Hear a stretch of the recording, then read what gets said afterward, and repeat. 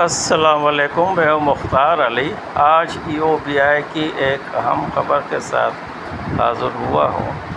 یہ مکمل خبر سننے کے لیے آپ ہمارے ساتھ عدالت نے رہیں۔ حل کی تجویز طلب کر لی۔ عدالت کا ریمارکس: جائیدادوں کی قیمتیں کئی گنا بڑھ چکی ہیں، اب عملی حل نکالا جائے۔ اسلام آباد کے اربوں روپے کے متنازع جائیدادوں کے کیس میں وفاقی آئینی عدالت نے اہم پیش رفت کرتے ہوئے تمام فریقین کو ہدایت کی ہے کہ وہ اگلی سماعت پر تنازع کے حل کے لیے قابل عمل تجاویز پیش کرے۔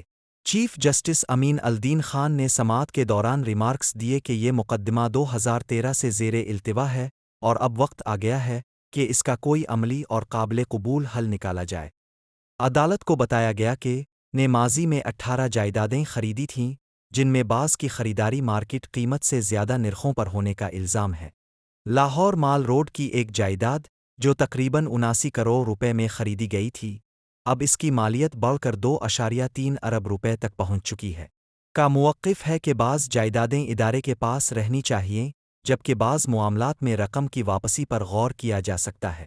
عدالت نے واضح کیا کہ تمام فریقین کو مکمل موقع دیا جائے گا اور کسی کے موقف کو سنے بغیر کوئی حتمی فیصلہ نہیں کیا جائے گا۔